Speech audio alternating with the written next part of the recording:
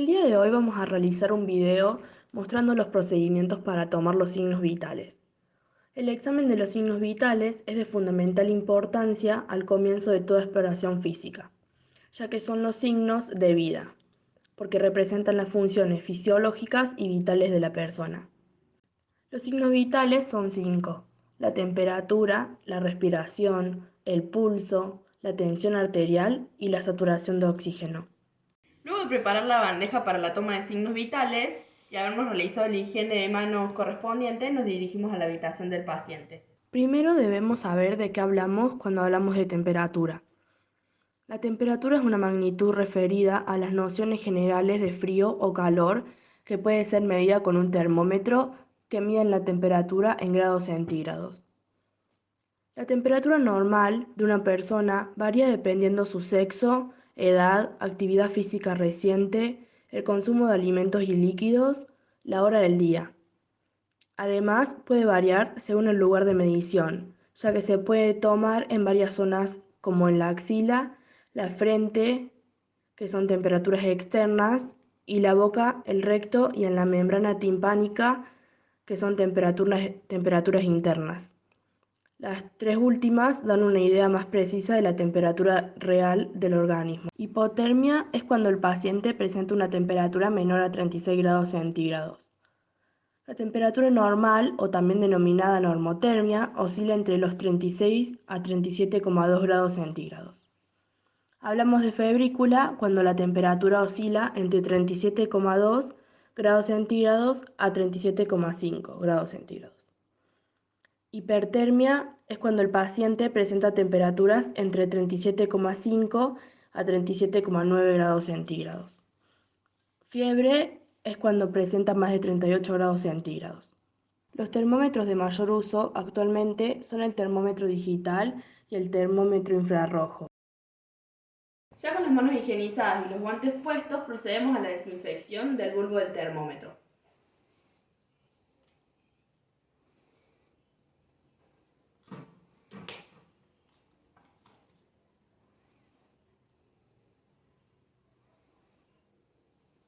Informamos del procedimiento al paciente y colocamos en una posición cómoda. Le pedimos al paciente que separe el brazo del tronco para verificar si la axila está seca y en caso de que se encuentre húmeda, secamos con una servilleta de papel con golpecitos suaves.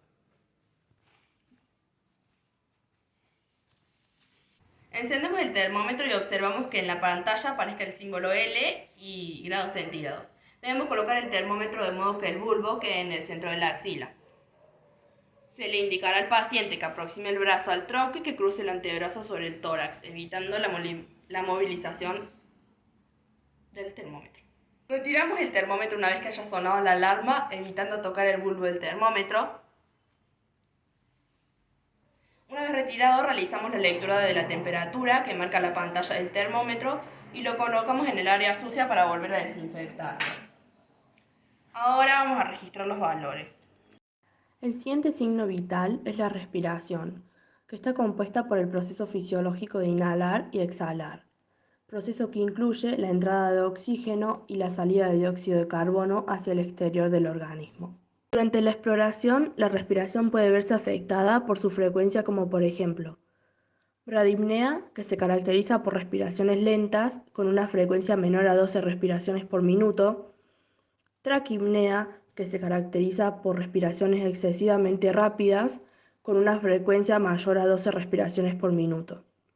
También puede verse afectada por la calidad en las respiraciones, como por ejemplo, disnea, que es la dificultad que se presenta para respirar. Es una respiración trabajosa y difícil. Hay tres tipos de respiración. La respiración torácica, donde se observa el movimiento del tórax hacia arriba y hacia abajo. Respiración abdominal o diafragmática, se observa el movimiento del abdomen hacia abajo. Respiración toracoabdominal, se observa un gran esfuerzo respiratorio. Es tipo de respiración mixta. La frecuencia respiratoria de un adulto sano oscila entre 12 a 20 respiraciones por minuto.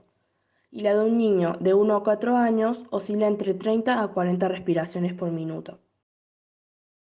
Para valorar la frecuencia respiratoria vamos a necesitar un reloj, una lapicera y un anotador. Es importante informar al paciente sobre el procedimiento que vamos a realizar para evitar que modifique el patrón respiratorio. El primer paso es colocar al paciente en una posición cómoda. Vamos a colocar el antebrazo del paciente sobre su tórax y sostener la muñeca como si se estuviera valorando el pulso. Contar el número de respiraciones por minuto indicando la cuenta cuando se eleve el tórax. Una vez hecho esto, pasamos a anotar el valor que obtuvimos. El tercer signo a valorar es el pulso. El pulso es la expansión rítmica de las arterias producida por el pasaje de sangre. La onda del pulso refleja el volumen de sangre que entra en las arterias con cada contracción del ventrículo izquierdo y la capacidad que poseen las arterias para contraerse y expandirse ante el paso de sangre arterial. El valor normal de la frecuencia cardíaca en un adulto sano puede oscilar entre 60 a 100 latidos por minuto. Si los latidos del paciente son superiores a 100 latidos por minuto, hablamos de taquifigmia. Si los latidos del paciente son inferiores a 60 latidos por minuto, hablamos de bradifigmia. El pulso se puede valorar a nivel central y periférico. A nivel periférico tenemos temporal, carotidio, humeral y radial. Femoral, popliteo, tibial posterior y pedio. El pulso apical o central se valora con estetoscopio sobre el ápice del corazón. Procedimiento para valorar el pulso. Informamos al paciente sobre el procedimiento y lo colocamos en una posición cómoda. Colocamos el antebrazo del paciente en una posición cómoda y relajada y debe estar apoyado sobre una superficie firme. Localizamos la arteria radial y presionamos la arteria en forma suave con la punta de los dedos índice y medio. Contamos el número de latidos durante un minuto mirando el segundero del reloj. Además se valoran las características del pulso, frecuencia, ritmo, intensidad, tensión y amplitud. Una vez pasado el minuto se lo deja al paciente en forma cómoda y se procede a registrar los valores.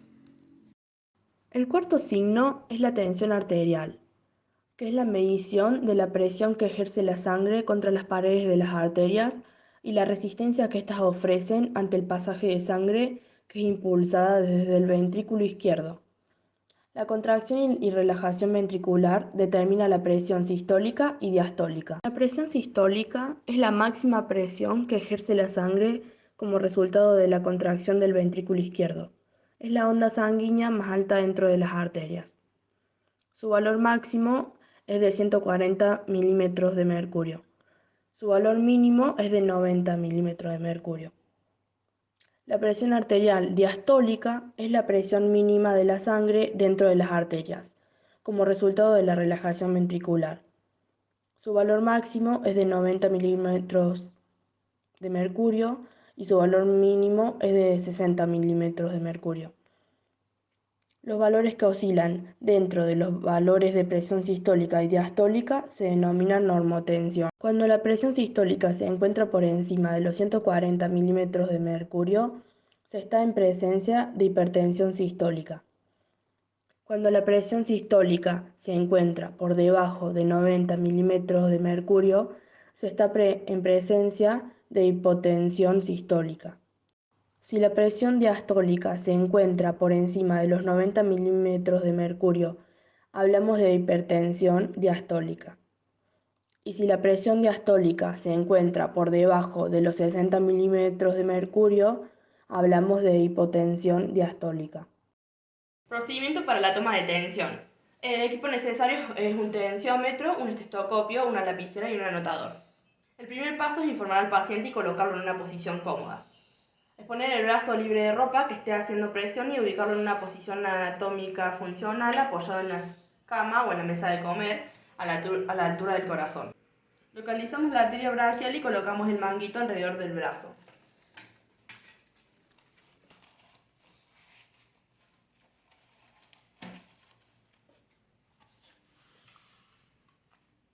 A 2 centímetros del pliegue del codo. Ajustamos de manera que nos permita pasar 2 dedos por debajo del manguito. Ubicamos el esfigmomanómetro de manera que la aguja quede visible a los ojos y se comienza a insuflar. Una vez que se determina la presión de obliteración, está listo para medir la tensión arterial. Se insufla y se coloca el estetoscopio en la arteria humeral.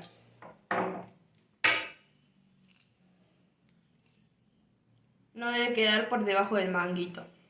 Aflojamos cuidadosamente el cierre de la válvula y dejamos que el aire escape lentamente.